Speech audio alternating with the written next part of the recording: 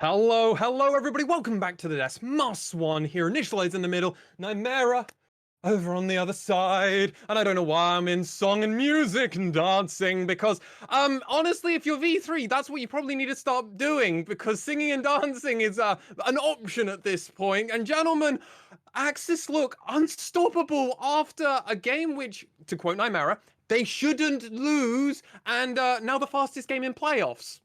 I'm Where do feeling they less go good from about here? the 3-2. I'm feeling much less good about the 3-2 Yeah. because it feels like that first game, like in so many series, the first game is just a point where you might get the wrong read coming into it, and you just adapt after that point. But that one was so close and so almost like trench warfare, attritional. That's the way to really put it. Yes. That for V3 to come out on the losing end of that, that is a bit of a heartbreaker. But AXIZ, remember, this is the furthest they have ever been. And if they get a 3-0 here, this could not stop here. This could go further. This could be the miracle amongst miracles in the LJL. What does that mean, Initialize? What does that mean, that miracle run? It means that coming in looking hot should maybe give them a spark of hope. And we'll put it that way. A spark of hope, because the thing is, it's all well and good taking down V3. You've still got to go up against the likes of DFM, and then if you beat them, you've got Rascal Jesters the day after. And honestly, you know, some of these rookies at this point, is this point, actually surviving Cog relatively well. A little bit of help, but surviving. Megamin as well, got onto the Ziggs, did a really good job in game one, was serviceable on the Azir the second game. You're going against guys who might punish that. V3 as well on the other side. It steps up yet. You've got a lot of Olympus to climb yet, but the hope is there. You can start to dream. Oh, I think Megumin was doing more. He was doing many package delivery services over to Hoglet to get the stacks going. I must attest, he is an LJL scouting grounds boy, and I'm trying to keep the height levels reasonable for some perspective. It's fast food, is it? Clearly. It's just like so Hoglet walks into the Shreem and fried chicken. The order is given. Delivers a Zoe. Yes. Absolutely, it's fast food delivery, KFC on wheels. You can get that Deliveroo, but it's just a Megamin to Hoglet. Death was waiting in the grass, and it gladly embraced it more than anything else. Gentlemen, coming into now this series, my predictions are dashed. You've already mentioned, Nymera, you're not particularly keen on your prediction, but before I do go and start bigging up Initialize here, V3 Esports are a team that have been pushed to that full 5-game series before. They know what it's like to play around. And something we mentioned in our pre-game part, adaptation. And Initialize, I want to come to you, even though you've predicted AXIZ to win, you did give V3 at least one token victory. Is this the time where that adaptation starts to come out, or are you in a different camp? Well, bluntly, it has to be, right? And I think to do that, I feel like the Kindred in some ways potentially you can draft around a little bit more now that you know it's an option. It does make Trundle a bit riskier, potentially lowers the priority or makes you a bit more wary about picking it, which is not a bad thing if you're an AXIZ fans. But the chances of a 10-minute of the same kind of ridiculously snowballing Kindred are very slim. So in some ways you feel like you can potentially play around it. But the Ziggs needs to go. And you need to find another option, probably for Hollow, or you just flip the script and go, screw it, Cog, let's get out of here and let's get going. But I want to see some changes, and I want to see particularly the Ziggs removed, because it's been too useful for AXIZ. What about you, Nymera? Well, I actually don't know if V3 have got it in them right now. I don't think the individual performances are right there. I think a real issue is that if Megamin is allowed to get onto scaling mages, which allow the team to diversify the damage portfolio and deflect the Ziggs out of bot lane, especially flexing the Ziggs out of bot lane to go towards mid, you need to be able to punish it. Like Zoe didn't, and as much as I have loved AXIZ Zoe in the past, he is not pressuring lane. While he's not a liability, which sometimes, it's spring 2020, we were mentioning that a little bit. That was our recurring storyline. He's solidified, but he is not going to crush lane. Maybe we see him go back to Syndra. Where the hell is Syndra in this series, for instance? V3 needs to go to a different set of plays because this philosophy they're playing with right now is not working against AXIZ. I must ask the question. Is it partly due to how the pick and ban phase has gone? Identical bans, both series for both sides. Obviously, it's favoring AXIZ at the moment. So what are you guys thinking? Is the honey hyper carry? Clearly, AXIZ have shown they are more than happy to play through other ways now. So is that the recipe for success or not, Nymera? Quickly. I think that you can play through people who aren't Honey, and that's very, very important. I think you need to stretch the champion pools again for AXIZ, particularly Nemo. I think you need to get Nemo to something which isn't so easy to play the game on. What about you, Initialize? Final thoughts? V3 need to break the kibosh going on in bot lane because they've kind of lost both of them early. Get yourself some early lane priority. Get yourself Unica on something that can get into Hoglet's face and prevent him making plays early, because he's been doing that a lot as well. And V3 have a chance, but I do need to see that change because it's been really problematic these first 2 games. Well, match point for AXIZ, but will the former world representatives fight back in V3 get 1 win on the board? We'll find out in a moment, but I know who will be able to tell us, gentlemen. It'll be our casters, Midnight and Melvin Izzle. Gentlemen, how are you going with this one? Not the coffee sheet again. Coffee! Going better than the coffee machine, apparently, boys, as Hoglet has found yet another mark for him to take in this coming up to the game number 3 between V3 and AXIZ. And the casters desk has said it quite a bit, but Melvin Izzle, I feel like it's time to bring it up one more time. 2 key picks which must be dealt with. The Ziggs has been a menace all series, and the Kindred has risen its head up and shown very sharp teeth. Actually got a letter in between these 2 games, and it was from the V3 coaching staff, and it said what we're not going to let AXIZ play in the next one. And as I went to open the letter, somebody threw this at me, and I really don't know why. I couldn't figure it out, but it really hurt after the fact. And then as I was limping back to my room, I thought, okay, well, it can't get worse. I sat down on my chair, and it turned out Hoglet had marked me. And I'm afraid that that was just it. When you look at it coming in from AXIZ, they found a game-winning plan. They can play through both jungle and ADC to an incomprehensible degree. The first game, jitters, but now we have to see V3 change something to this pick, man. Yeah, they're going to need to do some adaptation because clearly the tried and true, it ain't working. And there's a saying that we use quite commonly down here in Australia, Melvin Izzle, which if it ain't broke, don't fix it. Well, it's definitely broke, so fix it, please, as it seems the big change has already come through. Sides have been swapped, yet the bans look all too familiar. You have the Ziggs taken away by AXIZ, though, actually paying that respect. Try to think of what the one remaining ban was right there. It was the Blanc the Horizon. What was the third thing that they kept banning instead that is now open? I'm trying to recall. What Diana. It's Diana is still open. That is the one that V3 did not pick up immediately. We do have the Gnar, and it looks like Eno will take the GP counter pick that they were happy with last game, and not allow that Diana potentially to head over to Unica. I would say that was their cleanest game that they played last time, so makes sense why you wouldn't want them to have it. Now it's asking those questions. You've got blind pick for Hoglet here, unless we get some weird shenanigans of Megaman taking that. What do you have, Unica? What do you have left in the tank to try and combat this Diana here? What worries me that Unica might just default to something like the Trundle that we've seen previously, and I don't think that would be the right answer. I feel like you need something a bit aggressive. It is gonna be the Volley Bear as the answer here for Unica, which I'm feeling hopeful, honestly. Unica, despite being probably perhaps the weakest member of V3 when you consider it's the sub being brought in, they're doing the best they can to help out. I think that they've actually done pretty decently, especially when you look at what their impact was in game number 1. So here's hoping that the Volley Bear can work out well for them as V3 ticking down the clock here and deciding we're just gonna lock in order so far with top jungle and mid all secured.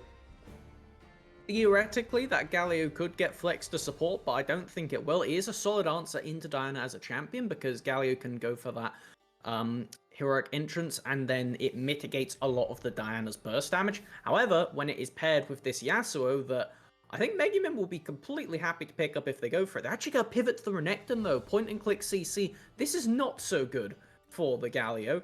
Yasuo you can argue because you could hold him still as the Galio with the point and click CC coming in with the Volley Bear as well. Renekton, not so much. This is going to be a tough lane matchup for them, as now AXIZ can just ban away things on the odd chance that that Galio is going towards support. Yeah, and that's what the Oriana's for there, is Megaman should be pretty comfortable on the Renekton. It is something that you hope that they've got quite a bit of experience in under their belt, and the fact they have played it 4 times in the regular season as well. So Megamin should be fine to handle whatever Ace is really feeling confident like throwing at them. Of course, from the side of V3, you're just going to fire bans down at support pool. You try and limit the impact that Nemo and Honey can have, because last match, you fell to the wrath of Hogwarts. There's no two ways of spinning that one around. And while Honey and Nemo did well, and obviously got the solo kills in lane, he did struggle there, as the Rel coming out is not something I expected to see in this series. But when Thresh, when Leona are all removed from the table, I don't blame Nemo for retreating to her there. I think we need to see a Brom pick here from V3. I am expecting a Misfortune lock-in from AXIZ at the end of this, and then you have the wombo of all wombos.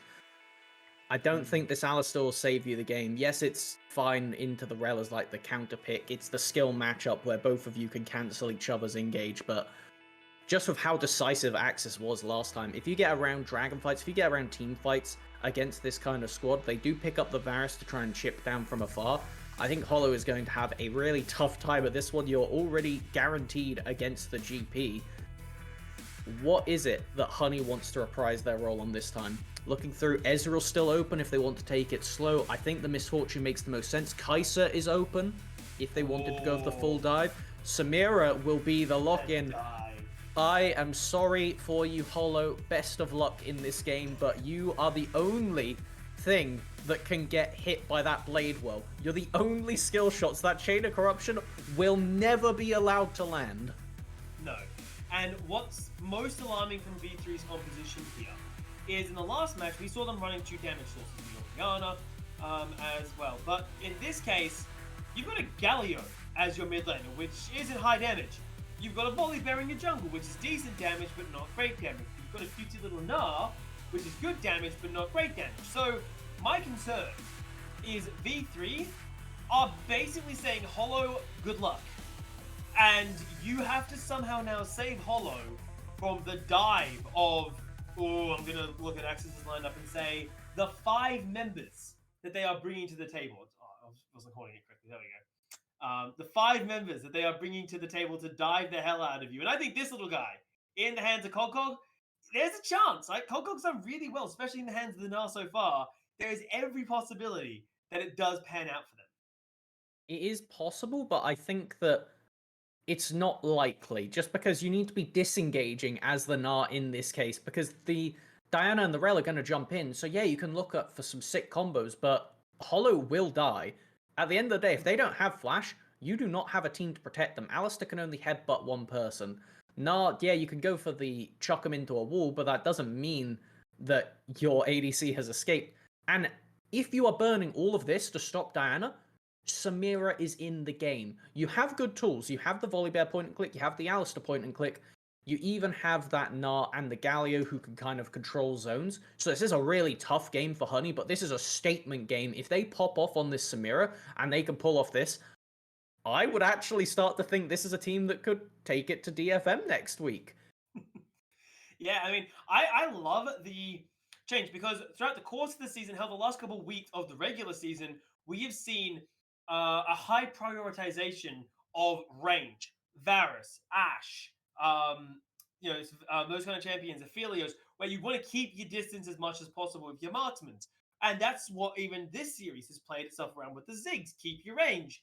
And suddenly, V3, they're saying, okay, we're gonna keep drafting like that. We're gonna keep our range. We're gonna keep, our distance and let our marksmen do their job over time. And then suddenly, AXIZ has said, ha ha ha, no, dive go burr. And unfortunately, for all the strengths of all the range that the Varus has, it has one very, very significant problem, Elvinizzle, which is if you get on top of the Varus, range means nothing to them. And that is something that Samira specializes in, is just, we know the Circle of Death doesn't exactly take prisoners. Yeah, I've got some Samira stats for Honey coming at you right now. Oh, KDA best was 10, 5, and 12 against CGA. Their DPM 659. 33 CS up at 15 minutes. I'd be curious to see what bot laner they were against in that one champion-wise. 9.3 CS per minute on a champion that's meant to be all about killing. These are just... Honey is so impressive. They are currently the world leader in regions that are going to take place at Worlds, 4 CS per minute. They are the highest, I believe it's 10.3.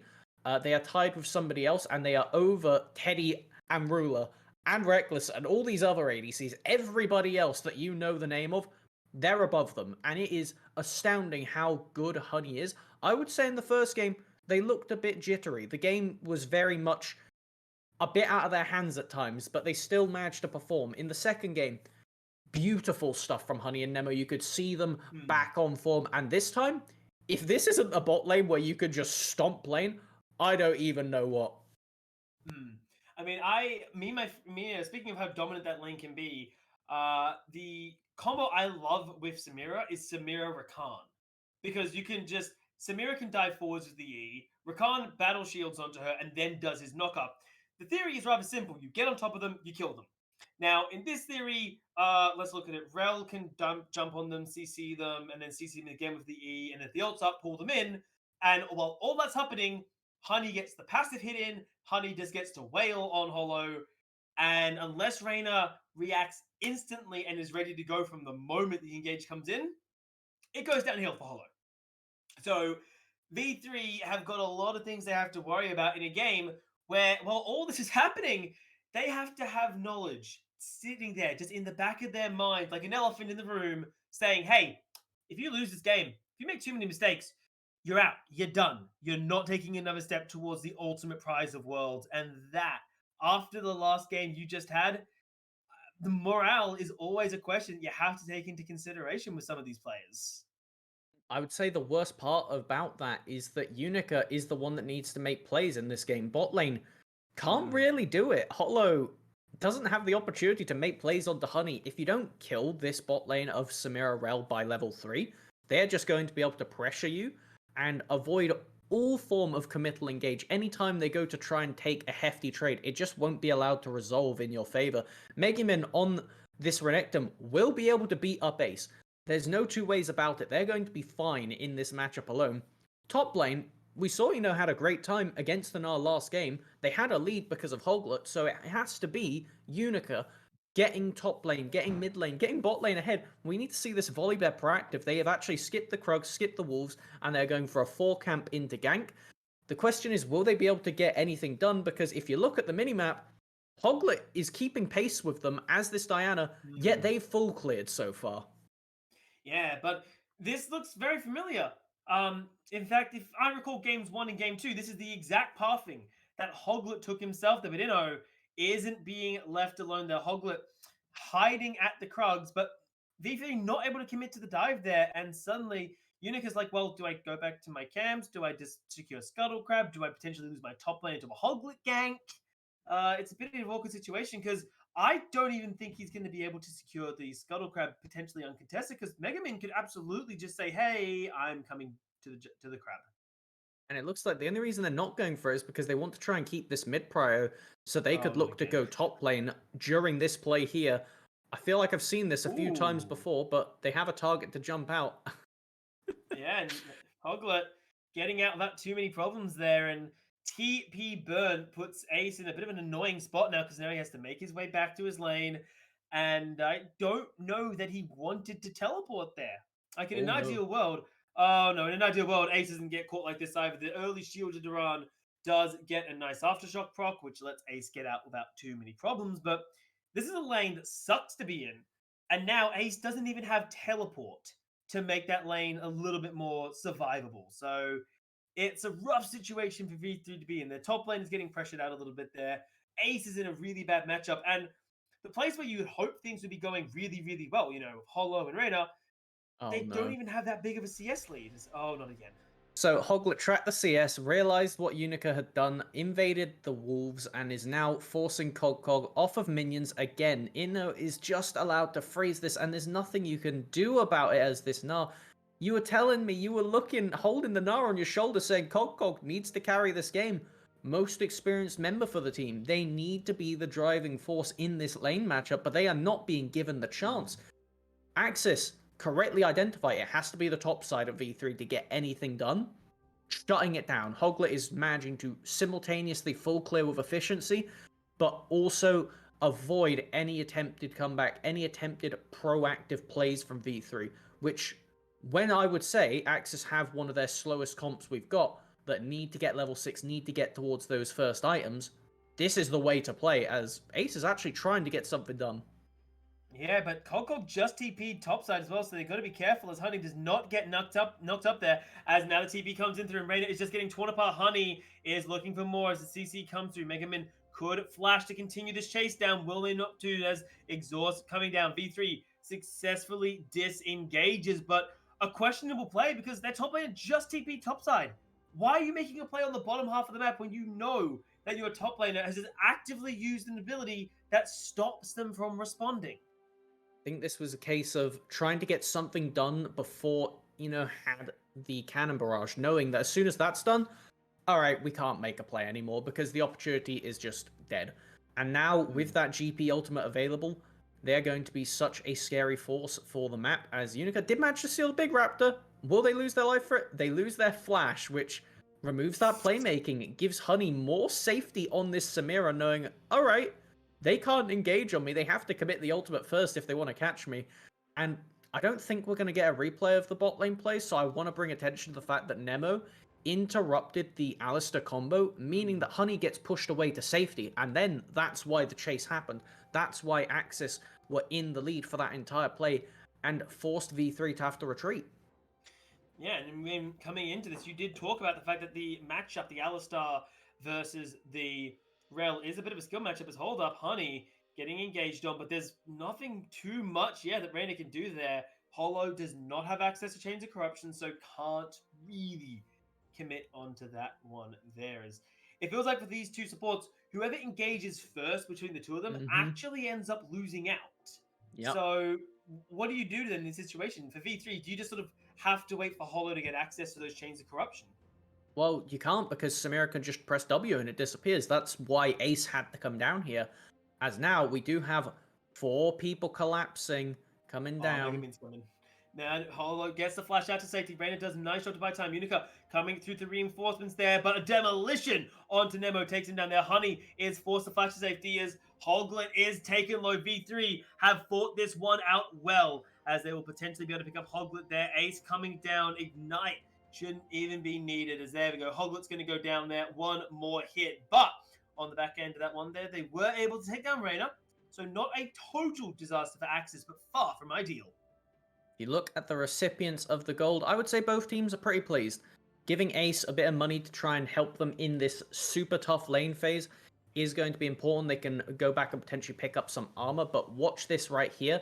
It is the Aftershock procced initially, but Nemo never gets the chase, never gets to steal the resistances from Reyna. So as soon as Aftershock is gone, they explode like a balloon. Hoglet is forced to run away, Megumin is flanking, and Reyna does a good job of disengaging Megumin, but you watch here as they turn back to try and protect Hollow and die for it.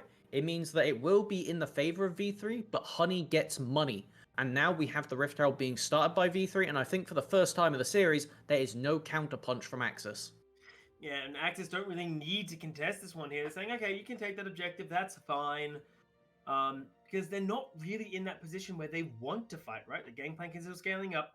Hoglet's Diana is a sort of, it's good lead, but there's no need to overstay your welcome here. And in fact, you'll just secure the bottom half of the map here for the strength of your hyper carry player of Honey. Get some nice gold, get the first dragon. There's no need to let the chaos of game number 3 consume you like we saw consuming game number 1 and partly game number 2, but that was just because Hoglet had a performance like no other. So, differences between this and the previous game. Hoglet, on a champion that relies on their ultimate to make plays, isn't able to constantly run around and get DPS down, which is why Cog got to escape those first few plays, got to live in this matchup, and now has built himself up a solid CS lead. Mid lane, it counteracts it a bit, but I would say that denying a GP is a lot more important than denying a Galio, and Nara and Renekton do about the same amount of accelerated gold, so again, V3 gonna be happy there. Look down to the bottom lane though, Hollow having a CS lead, very important, because you need to be on the upper foot, because if Honey makes it to a Mortal Shield Bow and it hasn't been touched, it's just fine on this Samira, they are going to get to a dragon fight, they are going to get to an objective and just go off on one, because they have the best setup you could imagine, realistically. They have point and click CC, they have AoE knockups, they have AoE wave control with the GP ult that just means that the V3 front and back line is completely separated throughout the whole of it. We do have Unica backing here, though, with Megumin continuing to play in the river as this Renekton isn't going to get much done, but we do have Hoglet pathing right down to this bot lane here. I imagine if Nemo hits 6 on this wave, that is the go button. Yeah, and they shouldn't be too far away from that level 6 because Reyna and Hollow are both level 7 and 6 to boot, so they're definitely looking for it there, but he shows himself really early, right as Nemo hits level 6, but nothing gonna come from that one, unfortunately. And I think part of that was they lost vision of Ace. They weren't sure where the Galio was, and if Galio manages to get involved in that play, it's a little bit of a disaster, but, you know, how is he allowed to get away with that? You should not be allowed to sort of play that lazily on the weak side and actually survive.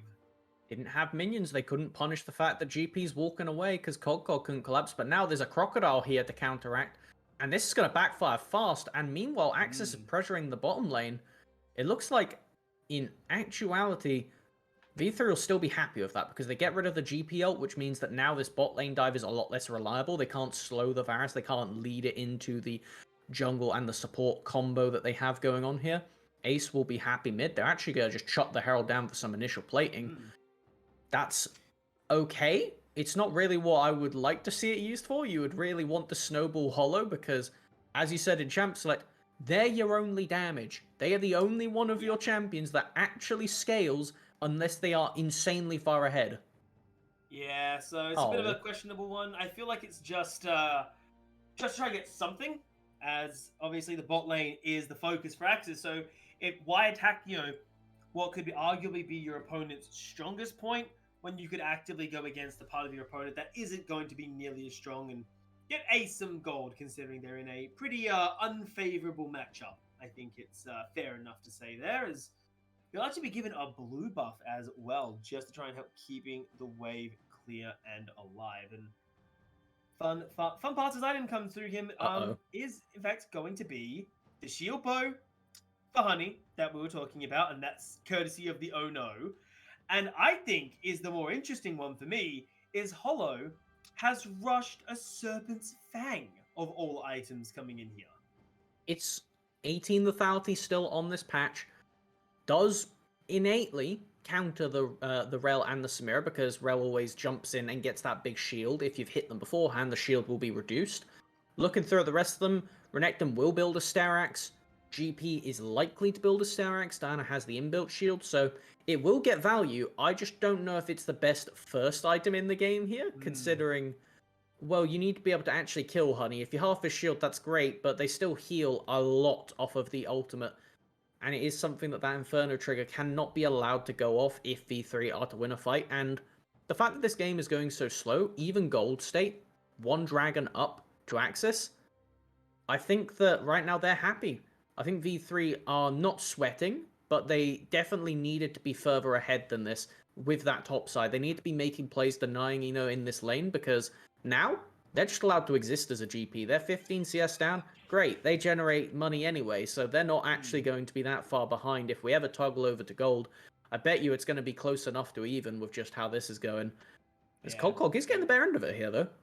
Yeah, he's getting some good trades, but it's just not going to be enough in this situation. I mean, he can put pressure on, but putting pressure on and diving a gangplank is two separate entities here. As you see, a lot of pressure on bot side. Both of our junglers are actually posturing, but Megumin coming in. They're 3 men caught up there. This could be the opening, but the AXIZ Galio does come in for the reinforcements, immediately losing the likes of Hoglet, but another setup coming through. The Honey's diving into the line. Does he get the Inferno coming down? A couple more hits will do it. He's got to be close to that S, but V3 have successfully backed away under their turret. They're not able to go down, and a good scrap, but I think the only person that died was a member of AXIZ. There was no reset for the Samira, so they couldn't keep the chase down. And it looked like, actually TP's up to the top lane and forces Cog to flash away as the fight continues. Yeah, Honey and Hollow duking it out there, but there is a flank coming in from Megumin, so it could merely be a bait as Nemo could go for the tank. But guess who's bot side? Once again, TP coming through, but it doesn't matter. They tear apart the support there, but they will lose one of their own. V3 reading the fact that everything's coming through the bot side there. Honey forced a flash to keep staying alive, but they lose the crocodile instantly. Mega Min falls. Honey has access to that ultimate there, but is not able to find an opening to use it. I genuinely think if the shield bow had not been procced earlier, there was an angle there where Honey could turn around and triple kill. That's just the nature of Samira, and it upsets me. But as we see starting off this play, it is Hoglet seeing the 3-person knockup. But watch this. The instant Galio ult that comes in and mitigates all of the burst damage that would otherwise come out, it's just gone. It's like they didn't actually do anything. They don't even beat Reiner's shield at the end of the day, as a second wombo combo comes in, and Honey doesn't get the kill on Ace. The heal from Hollow actually keeps them alive at the end there. It means that now it is 1-0 in V3's favor, and they're able to just chase it down. As you see here, it looks like it's a bit of a pick because Nemo is just lurking on the end and waiting to see. They can't get on the tower because it's the first person who goes in loses. That's the Rel Alistair dynamic. You're not allowed to be the sole aggressor. They go for the tower dive, they get one, but they have to walk away, and funnily enough, Rel gets very slow when they dismount. So, again, V3's favor. They managed to kill Megumin on the side. Honey forced a flash away. They don't get to re-engage. And now, I would say for the first time of the series, V3 are leading at the early point of the game. They got more turret plates. They are in the driver's seat. The issue is, the dragons are stacking up. I believe it is a Cloud Rift this time. If I'm waiting to see what it pans over to. I think that is a Cloud Soul. So it's not exactly a raw win con in and of itself. That's pretty good for V3. This is the best case scenario you could hope for at the moment. Yeah, but it's still not. It's not far. It's far from worse, right? Like right now, they are sitting at what 2,000 gold give take lead over their opponents here. We're seeing Kokog putting some real pressure down onto Inno, despite the early assistance that Inno was given, and now AXIZ once again focusing on that bottom side of the map. Their Reyna could be getting caught out, but should be fine. But I mean, we put a lot of priority onto the likes of Honey. We talked about his stats. We talked about the damage that this player, I should say, can provide. But V3 have finally started to get a proper read after what was a devastating loss against AXIZ in the previous match here. They have an idea of what's going on. They're feeling a lot more confident. Hell, they're looking a lot more confident coming into this third match of the series. I have to say, though, the kill advantage doesn't mean much, because I'm looking at the gold, and I'm looking at the itemization. It hasn't converted into anything yet. I'm hoping that there's some recalls still to come out from V3, but if you look, itemization is even across the board. I'm assuming that Unica has a bit more gold to spend, potentially to finish those boots, but if you just look down, there's no raw advantage in V3's favor right now. They got to shut down a second Rift Herald to mid. I don't think they've actually hit the turret up until this point. It's just been the first Herald that's collapsed. As there's actually a potential that AXIZ can keep this one alive, only on a sliver, though. It's got to die here. Surely somebody gets an auto attack. It is a light breath away. 52 HP is what it is currently sitting on. So it's going to die in this next minion wave. Hell, Hollow could probably walk up, tank a turret shot, and take it down. So AXIZ, I think very wisely saying, look, it's going to go down. There's no point trying to die up on this hill here. And Unica actually looking at the likes of Hoglet there, but Ace not able to find the follow through. But all in all, a much better showing coming in from V3 here. They've got a couple kills onto Hollow in the 200 gold bounty. And so far, it's again, I'm just comparing this directly to the last game. Last game at this point, we were already talking about what happens the next game. This time, V3 looking a lot better in this particular series. I believe in 30 seconds time, Hoglet had finished his Infinity Edge third item, if we were throwback to last time. So it's a very different game state, but I feel like this is starting to get familiar with just easy tower dives onto single targets. The Galio is available, but if the turret dies, I don't think you're safe here. No, and looking at the CC down there is forced to ult away, but there is no escape from Hungry Nemo. Courtesy of a Reyna push away, though, it's very easy to get out there. Hoglet finds two, but no more priority members. He gets locked down by that chains of corruption, but Honey does use that win wall to keep them basically safe, and they will successfully disengage. Multiple cooldowns burnt, but only a turret is truly the victim. 3 flashes from V3, only Hoglet's and Honey's cleanse added on the side for AXIZ. So I would still say that AXIZ are very happy with how that went, especially considering there's a dragon in 50 seconds. That Moonfall will be back up. We do have Hoglet now with the stopwatch. The fact they were able to escape there was the most impressive part to me, because it really looked like they had just dashed into their death, but AXIZ kept a minion alive behind, so Hoglet had a way to jump back out with the Lunar Rush. So nicely played. In the first game these two teams played of the split, Hoglet was on the Diana. They were the one keeping them in the game with continuous, reckless engages, I will say, because they had to. This time, working with the team, able to actually turn it from a reckless play into one that actually wins. So far the game has been a bit on the slower side. Again, I was kind of expecting another bloodbath, if I'm being completely honest with you here, Mevanizzle, but I think the teams are more than aware of the pressure, and perhaps even for the likes of AXIZ, they could be being, okay, we've got to win this game, we win this game, we move on, but what if we lose it? What if we make mistakes? But AXIZ, clearly not too deferred from there. Inno has TP, so should be able to join there and will commit there. Hoglet not being able to contest. He's actually getting just jumped up by Cogog, slamming him into the wall there as the rest of AXIZ come in for reinforcements. And Honey are still looking good there as Hoglet turns this one around. It's actually looking great for AXIZ as it is getting done. You can't fight. You've abandoned Hollow completely. And V3, for all of the right things that they were doing, for all of the good that they did, they split up. They abandoned their AD carry. They abandoned their backline completely and get torn apart by the close-range specialists that AXIZ are bringing to the table. The itemization isn't there. You can't just blow people up. Yeah, you can get Hoglet, but he's only one person.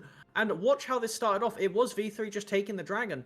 And you have Ace actually starting to recall there, because they imagined that nobody's coming from AXIZ. It looks like they've given it up, but they turn over, they go and kill Hoglet instantly. But Hollow, they were DPSing the dragon. They're stranded in no man's land. And watch this, Hoglet somehow manages to get a kill, and it's just the mid jungle of AXIZ straight up 2v4ing. Inno comes on over to clean up with them, and on the sideline, oh, guess what, guys? It's that Honey person we've talked a little bit about this series, getting even more gold put into them, and in a single dragon play. Midnight, I love saying I told you so I'm gonna do it. I told you so. I said this would happen. You weren't far enough ahead on V3, and you walked into a dragon pit. What else did you expect? Yeah, I'm thinking V3 had a very different interpretation of how that fight would pan itself out, but unfortunately, it went the way of AXIZ here, and now AXIZ are in such a dominating position. Look at that gold. Inno, which I'm very surprised by, has a ton of it there, followed up only 200 away of Honey. But Honey has 2 items, as does Inno, and damn are they power items here for Honey here. He's got himself the Immortal Shield Bow, which is, surprise, surprise, and an early Collector to make sure that when he does trap you in his Circle of Death, you ain't getting that in one piece. And I think that the Collector is generally a bit of an item that's a bit of a trap, because it doesn't offer the best stats. However, when you're Samira, who is constantly applying auto attacks with that ultimate, if you ever do get the reset, it just means that you win the game there and then. So this is one of the few champions where the Collector does feel validated. Lord Dominic's regards, generally still better stats. I imagine they'll look to that either second, third, or fourth even, because if you look down the enemy roster, that's a lot of people building HP.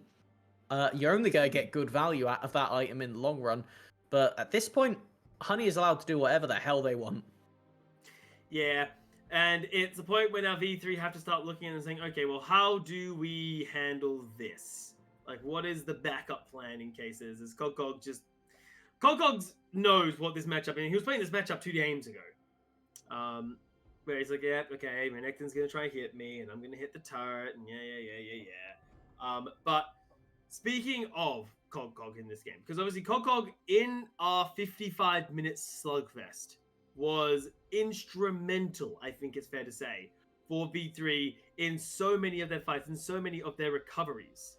Coming in here, is there a possibility, is there the world that Cogog can just sort of get onto Honey, right? Past the cleanse, past the shielding, past the protection of Nemo, and throw Honey into the team? Like, is that kind of the way you stop this Samira from being a problem? Does the world exist? Yes. Is it anywhere close to likely? No. Because Honey doesn't really overextend. In that first game, they did flash forward for an arrow that they missed and then ended up getting killed. So I would say it's one of the few times we've actually seen this player get a bit ham for a play and it not pay off. As we do have Ryan actually having to use the Shurelliers to try and escape here. But I don't know if they can. no. They've already used half of their combo. They are getting chunked out in front of the Baron. 52 seconds for the Dragon. That is a level 15 Gangplank. I'm going to throw that one at you because they're about to hit the level 3 Cannon Barrage. Hollow, still only level 12, doesn't really get to play the game if that comes down because it zones them out of the fight entirely. And yeah, that's cool. The Thalty Varus gets to stand far away from the team. However, we have a little case study of the last Dragon fight of what happens when Hollow is far away from the team. Honey will find you, and he will kill you. Yeah, it's Hollow's like, oh, I'm safe in the back line. And then Honey's just like behind him tapping his shoulder. It's like, oh, hey, I'm also on the back line. It's like, but you're not allowed to be on my back line. And then Honey just straight up murders Hollow. So hopefully the team doesn't fully abandon him again, as the next fight is likely to be kicking off here. Dragon has just spawned, and I think it's key to note also 3 items on Hoglet is getting caught up, but the rest of AXIZ do reinforce them. Their Cannon Barrage doing a nice job zoning as Nemo is trying to posture for a flank there, but Cog is actually dedicating his time to find a Hoglet. I'm not sure that's the best. I mean, if you can kill the enemy jungler, that'll be pretty good, as the Dragon has started up there, but reinforcements came up to help Hoglet from danger, even ulting to make sure that Cog jumps into the hands of Nemo. Cog's on the great adventure, but he gets out. Well, now at least, as the Dragon is smited early by Uniki, it's going to be a bit of a problem now as Honey is still hungry. Honey is still hunting forwards. Honey is tearing V3 apart. They get away with some of their lives, but far from all. S-rank Samira in the middle of 4 low health targets. There's nothing more to say about that one. You've used all your CC. Cog doing their best there to try and stop Hoglet getting in, stop the Wombo combo. But the unfortunate reality is they have 2 different engages that work for the Wombo combo. Rel just picked up the slack and said, all right, Nemo's going in, gonna bring Honey with them. They're gonna secure this Baron. And I feel like on this next push, it's likely going to be lights out for V3. Unica is here, but they will not look for the steal. They are forced to flash away by Megumin's Crocodile. So deadly, this split. I mean, Renekton in general has just been terrifyingly played well, but in this situation, V3, they're realizing this is no game number 2, but it ain't exactly looking much better. As just this, I want to just look at Hoglet. Look at the scrap that this guy gets into. It's good stuff. It not only gets the Zhonya's out, but it means that now with the GP ult down, Hoglet is forced to go and try and sustain off of these. Forced to flash away. That is everything short of the Moonfall itself gone from Hoglet. They shouldn't be allowed to play this fight out, even having to use the Proto Belt there. But watch this, down on the other side, Nemo is just lurking. They managed to get the stun, not even giving Cog the second part of the hop. And now, look, it's a split fight, and that doesn't work for V3. Your low damage comp cannot play a split fight. It has to be everybody together or nothing. Hollow manages to get something on the side, but spoiler, Godzilla's there, and there's a second one. They've got Honey on the other side, killing everybody else. Yeah, it's really alarming to see V3 with... Oh, hold on a second. Megumin's getting full-on engaged in this situation. The Crocodile is likely to play some sad music and go down here, but... 1 kill is good. Gangplank on your inhibitor turret. Slightly less so here as Hoglet immediate stopwatch to stay safe there. Honey and Nemo are reinforcing there, but they slam him into the wall. But the Venn diagram of death will it be enough as Ace jumps in. But Honey is reset, but no, he's been stunned and taken down instantly. Hoglet tries to get a little bit of revenge as Ino says, you know what? Fine, I'll join this fight. I'll do it my goddamn self if that's what it takes. He'll cut Hollow down a size. And V3, signs of life, where they finally find Honey. But unfortunately, they've got a low damage composition. Congratulations, you killed Honey. You didn't kill Inno. And he has boarded the base, broken open this inhibitor now. He's going to get to walk away after Sleeper Bin, the most impactful member of the team in a lot of these fights on the Gangplank, getting stuff done when nobody else is actually able to impact them. Watch, they push 2 towers down while this fight starts. Everybody from V3. Very well done. This is how you play the comp. You focus one person, you kill them, you take an unfair fight. And normally that would be a 4v5. This time it's a 3v5 because of what Inno's doing on the other side. But Reiner, they have to pop the ultimate preemptively because otherwise they are just a reset for Honey. They still end up dying, but Cog does not end up going down here. The fact that it's only after Honey is dead that Unica dies means no reset comes out, no pop-off. You know, yeah, they can come in and clean up after the fact, go get that inhib, but it's not the worst case scenario against a Baron buff team. This is not as bad as it could have been, and unlike both of the previous comps that have had Ziggs, AXIZ do not siege super well. They dive, they just don't siege. Yeah, but you don't need to siege when you just kill them under their turret. Problem solved. I'm talking about killing under turrets here. Ace is forced to back away as we're seeing AXIZ posturing themselves around their 2 more pushing waves and saying, you know, just push on the mid wave, you'll be fine there. Good luck on your own. And the rest of AXIZ grouping up on the top half of the map and basically telling V3, look, where is the hill? Where is your hill? Where are you stamping that final flag? Because V3, if they take a bad fight, if they take a trade that isn't ideal, I think one more fight and that could be the final push over the edge here. And AXIZ, a team that has never come this far in the tournaments before for the likes of the LJL, they've got to be knowing, they can be smelling the blood in the waters. They're growing their guilds and they are sharks in full attack mode now. They've evolved from the narwhals that their logo shows them. Every step that AXIZ have taken during this summer split has been development that is not only unprecedented, but amazing to see from rookie players. Megamin, who was renowned for these kind of assassins, these AD champions, having this kind of impact on their Renekton, having it as well their staple picks throughout the split, something that you just can't lock in, blind Gallios, these kind of champions in the mid lane.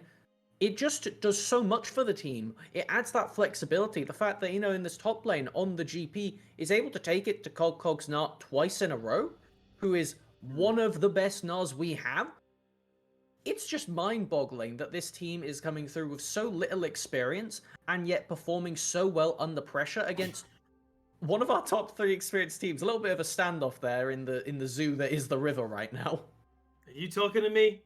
No, I'm talking to me. Is what's happening there. Megamin does, but I think would it be fair to call Megamin the winner there, considering Reyna has no chance in a straight-up He had fight? to back off, didn't he? I mean, if this was a mirror, the one of them just ran away, and at this point, AXIZ have got bot pro from the super minions. That will last up until this Baron. It's up in 50 seconds. And the worst part about it is, you remember how this game fell out of V3's hands? It was around a dragon fight. What do they have to do if they want to keep the game in their hands? A Baron fight. Yeah, well, so far they're just trying to limit the amount of damage that AXIZ are doing to them. If you're a fan of V3, you got to start praying now because they're not in an ideal situation. I think it's fair to say right now. They've lost control of their top half of the jungle, which means they have no vision of the Baron. So that can be started up at the pleasure of AXIZ right now. And Cog has just popped Mega Gnar as well. So if AXIZ want to look for a fight, if AXIZ want to look for these dives that their composition is signature for, hell, I think you start looking now. Biggest question is, realistically, how does AXIZ want to do this? They could go stand at the Baron and wait, or they can just hide in bushes and try and counter-engage. I don't think they can make a wrong play here. They are not super far ahead. It's not a guaranteed win for them, but what I mean by that is they have so many extra tools that they can use that anything that starts off, they will always have a counter punch. And that's realistically what matters in a series. It's what matters in these kind of mid to late game fights. It doesn't matter who hits first. If you hit hardest and you win the fight off of that, that's all that matters. Honey has the stopwatch now. We cannot get a repeat of the previous fight as V3 are storming into the river, but Nemo is on the flank. Yeah, but oh my god, he steals it away! Unica says thank you very much, but now V3 have to win the follow-up fight there as Honey is still up. Honey can start tearing them apart with the resets. Will he get them? No, take it down as AXIZ are in a scrappy fight. They're slamming into the wall. Holo is left basically untouched. Finally, Megamin gets access to the AD carry of V3, takes them down, and finally, the big damage threat is gone. V3, they stole the Baron, but AXIZ will steal your entire life right in front of you. That is going to be the TPs into the base. I think that will spell not only the end of the game, but also the end of the series.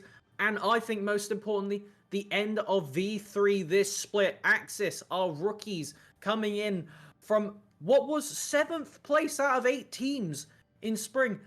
it didn't look like it could get much worse, and it has only got better every single step. This was the peak of their mountain. They had never been higher. Now, they will ascend beyond that and head to face Detonation Focus Me, our MSI representatives, in the next part of the semi-finals. If they can take that, the world's their oyster. And what a statement from AXIZ coming into this series. I mean, there was a lot of worries about this team, you know. Will they be? Is it just the Honey show? Is it just Honey being given all the resources and stepping up? Well, no. That is far from the case here, as every single member of AXIZ played their role. Every single member of AXIZ stepped up massively coming into today's matchup here. And what a way to show that you are ready for that next step. You are ready to climb, as you said, higher than this team has ever gone before. A team that a lot of questions saying, hey, is this team experienced enough to make that next step forward? Are they good enough? Are they going to be able to keep themselves calm and composed? Well, based on the fact that they survived a 55-minute slaughterfest into one of the fastest games that we have seen blanket here at the LJL, into a slower, more controlled, but still a successful game. That's 3 separate styles that they decide to show, and they still have 2, I want to call it Tysons, waiting for them now at the next stages of this competition. It is V3, our previous world's representatives, knocked out by AXIZ, these rookies. They have now got to take on the MSI representatives of DFM, and if they can do that, Rascal Jesters wait for them the day after. This is going to be the hardest test that they've had, and it feels like every step of the way that has been the case for AXIZ, and every step of the way they have achieved it. They beat V3 in the tiebreaker. They won their first best of 5 handedly. It was not the best situation for the opposing team, but you know what? They still did it. This time, we look at it and go, okay, V3 looks stronger. They look in pretty good form now. And somehow, they do it again. They do it in the trinity of different game states. And I think that's all I have to say for it. I love AXIZ as a team right now, and they are showing themselves up right now.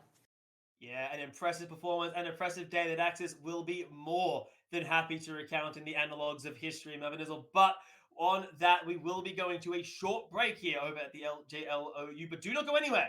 I can see you. Don't hit that X cursor. Don't you dare. Because in only a matter of 2 minutes or so, the desk will be back to give you a rundown of game number 3 and the series of V3 versus AXIZ. So, guys, do not go anywhere.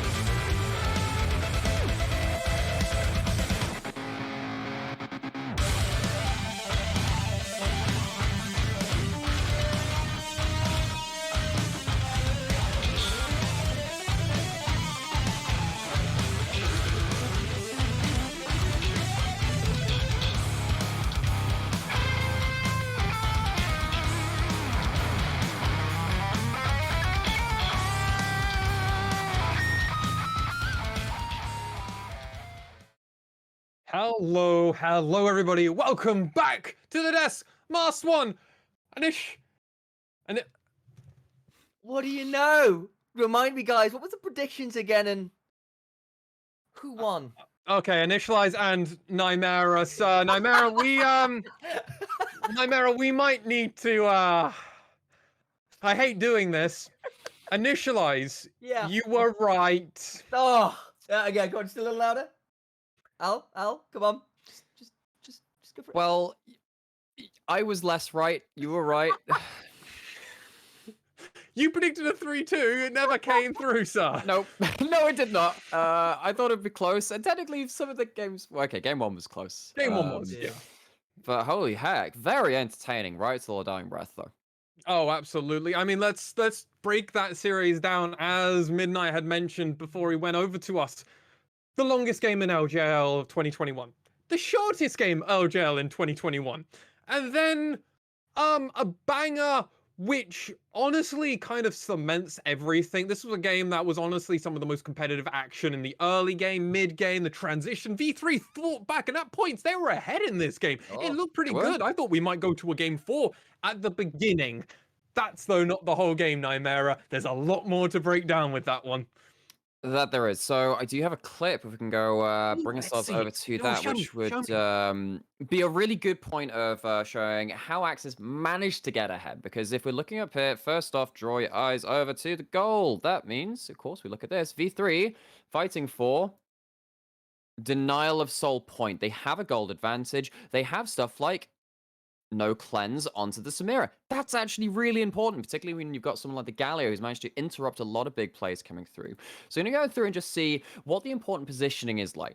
V3 arrives to the objective first. Very important. AXIZ, however, spread their forces and look for a bit of a split fight in some ways, you know, try and come in. But, well, unlike some of the previous fights, Cog's about to go Mega. Yes, there's a teleport coming in, but suddenly you look down here, Megaman and Hoglet are really out of sorts. They are way too far from some of their primary team fighters that want to get into the middle of things to try and turn this fight. V3 see the players on, immediately close the gap. Hoglet, though they do get CC'd, and look at that HP bar, incredibly low.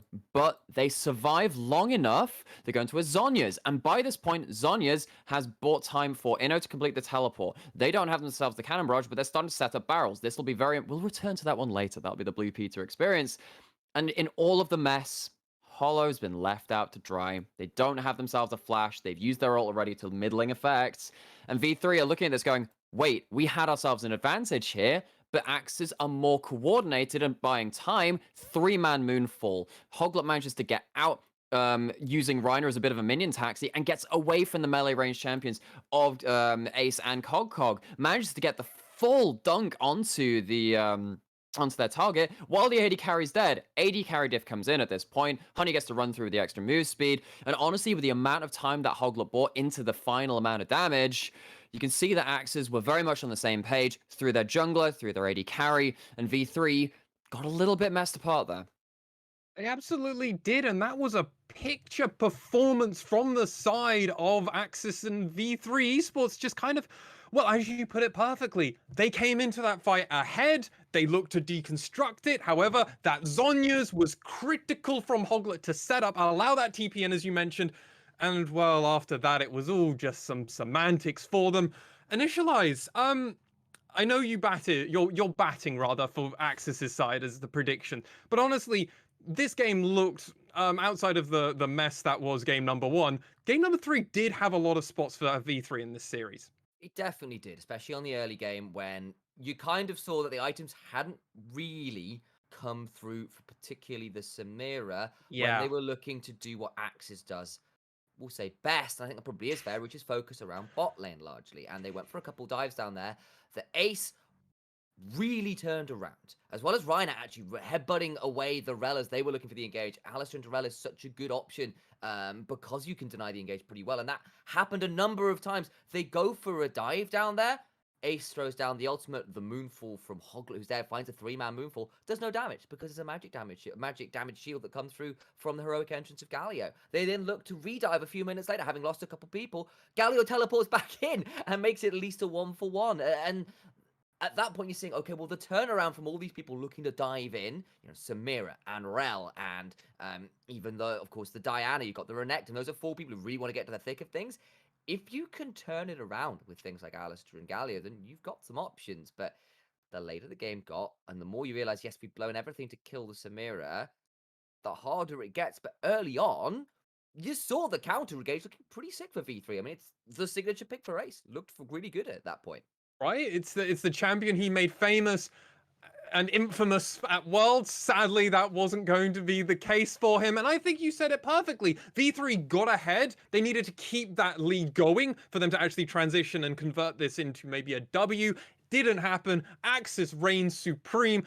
3-0 from these rookie players who some of them, remember, had never played a playoff series in their life. And Nymera, they've now got 6-0. They're undefeated in playoffs coming in against DFM. What a story this is. And to think that when we started covering this region as our little fan broadcast, we saw AXIZ go 0-6. Actually, this was, I mean, I remember, I think they were the second team that we saw on our screens. I think we had a V3 DFM match to start things off, and then we had AXIZ straight up after that, and they bombed out. They had an awful first string of matches, 0-6. Well, turn that around a year and a half later, 6-0 in playoffs to reach the highest result that this organization has ever seen, with most of the faces moving to other teams, moving elsewhere. This is an inspiration for the LJL as a region to show that you can pick up rookie talent and mold them into something which can go very, very far in this competition. Certainly, looking at this team going on to face DFM, that is difficult, very difficult. But after seeing what we saw in the Juggernaut match, you would not say AXIZ are even in with an outside chance. They are here as competitors. They're gunning for the title. Be gone, David and Goliath. The new one is here, AXIZ versus DFM. And Initialize, you have a soft spot for DFM in your heart. That's the first team you really supported in the LJL, way before we even came along and started covering it. What's your thoughts? I think there's probably a couple of things to know. AXIZ, for one, look good. Let's make that very clear. Hogler and Honey are still there, and the other members are stepping up to the plate in playoffs when it matters, considering that's 3 rookies, you know, in solo lanes and support. Not the easiest place to be rookies in some ways, I think. At least it helps, of course, that Honey is being so dominant bot side. It does give Nemo a little bit of support, but, you know, that's not to take away from these guys really stepping up to the plate. It is another level to go up again. There's a lot of footage of you now, and a lot of these cards you've played, things like the Kindred, things like, you know, the GP coming out from, you know, things like this last game with the Samira coming out. That's no longer hidden. That's no longer necessarily a surprise. And you've got to do 2 best of 5s back to back, assuming you even beat DFM to go on to Rascal Jester, who also look good. And even versus Rascal Jester, it wasn't like DFM looked awful. They just weren't peak either. So I don't think that's going to be easy. So I do want to sort of say, be excited for AXIZ. Please do. They look great. I am. But don't make the fool. I think it would be foolish to put them in as favorites or even super close competitors yet. I'm still a little bit wary. There's a lot of footage, and these are some very, very, very good players they'll be going up against. And there's still some rookie nerves to go against some of the best leaning players in the whole of the damn LJL yet to go. But remember, all of the footage they've got initialized is of them winning. There's no footage of them looking weak during playoffs. So it's always easier. I know, right? It's crazy how it's like that. I want to come over because obviously we do have to do the honorable part and commiserate V3 Esports. They are now out of contention. And that also means we are getting a new Worlds representative. Our 2020 Worlds representative will not be reprising that role. And that means it's all to play for. Obviously, DFM are the team that have gone international play at Worlds before. But if DFM don't make it back, we're getting a new representative for the LJL. And coming over to you, Nymera, this is new territory. We did it with V3 last year, and there's a chance that it could happen again for AXIZ or Rascal Jester. One of these orgs would love it because they've been here for so long. The other, they're the new boys on the block. For sure, and most people, when they think of the LJL, will think of that Seros guy. Like, oh, that's the guy I remember. Ebby, didn't he do some stuff that one time? Do you think of DFM players? Yeah, you think of oh yeah, he still killed Vizichachi. That was what we said for an entire year, by the way. That was just the one storyline we had running. But you know, you think of DFM when you think of the LJL.